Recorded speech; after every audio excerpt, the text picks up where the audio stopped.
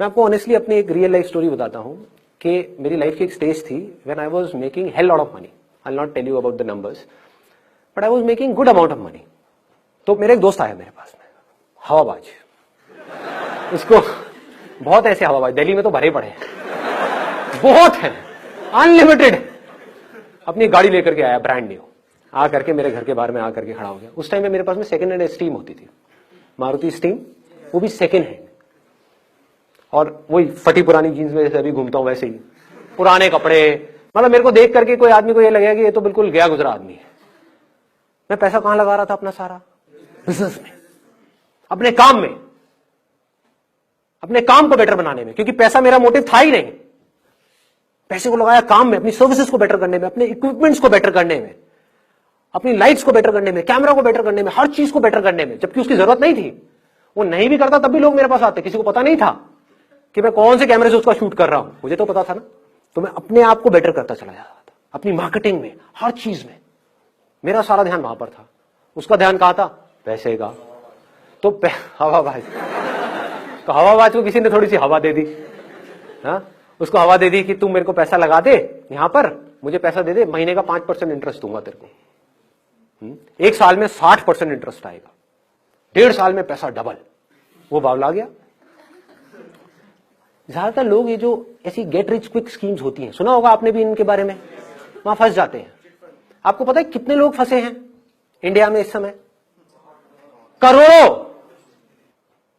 हर दूसरे घर में कोई ना कोई ऐसा मिल जाएगा जिसने अपने लाखों रुपए डुबाए हैं इन चक्रों में। क्या हो रहा है? ऐसा क्यों हो रहा है इन लोगों के साथ में? कभी सोचा है? उन्हीं का लालच उनको फंसा रहा है और उनको पता ही नहीं है।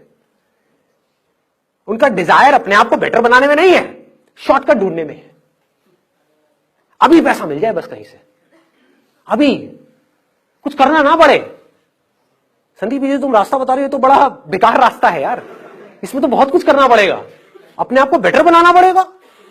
उसके अंदर कितनी मेहनत करनी पड़ेगी, कितनी बुक्स पढ़नी पड़ेंगी, कितना दिमाग लगाना पड़ेगा, कितना मार्केट को समझना पड़ेगा, अपने आप को समझदार बनाना पड़ेगा, मतलब कि पढ़ना पड़ेगा, आंखें खोल के इस दुनिया को देखना पड़ेगा, अपने दिमाग पे जोर डालना पड़ेगा, है ना। अपनी स्ट्रेंथ्स को पहचानना है, बड़ा भारी काम है भाई।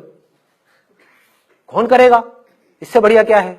कोई पावरफुल आदमी मिल जाए, वो आकर के कहे तुझे कुछ नहीं करना बेटा, ला करके मुझे अपना 1 लाख रुपए दे, मैं डबल कर दूंगा 1 साल में।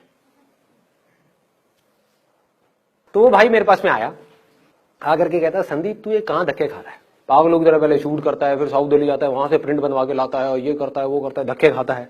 क्या जरूरत है तुझे ये सब करने की? तेरे पास में कितनी सेविंग्स है, ला करके मुझे दे, मैं तेरा पैसा डबल करवाता हूँ 1.5 साल के अंदर। मैंने कहा ये सब जो स्कीम्स होती है 99.99% केसेस में फ्रॉड होती है। वो समझा नहीं, वो मेरा मजाक उड़ा रहा। कहता संदीप तेरे बस का नहीं है, तू कुछ नहीं कर पाएगा जिंदगी में। ये उसकी एग्जैक्ट वर्डिंग्स थी। तो अपनी इस घटिया खटारा में घूमता है।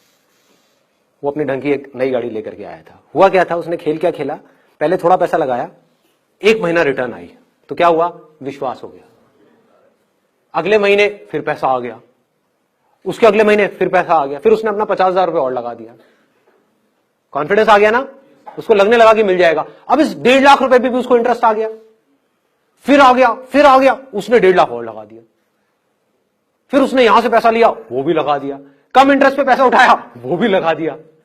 करते करते उसने 10 लाख रुपए लगा दिए और उसकी लग गई। ठीक कह रहे हो, बुरी तरह से लग गई, लेकिन उस टाइम नहीं लगी थी, क्योंकि ये सिलसिला 1-1.5 साल तक चला। और जब ये चला तो पागल हो गया, उसको विश्वास हो गया कि अब तो मेरे को ये पैसा आता ही रहेगा। जबकि अंदर से अगर आप में दम नहीं है ना, तो आज नहीं तो कल आप गिरोगे ही गिरोगे, मुंह के बल गिरोगे। ये आलसीपन है कि अपने ऊपर काम नहीं करना, शॉर्टकट ढूंढना। तो इस शॉर्टकट के चक्कर में क्या हुआ, वो बंदा बुरी तरह से फेल हो गया। बुरी तरह से मतलब बुरी तरह से।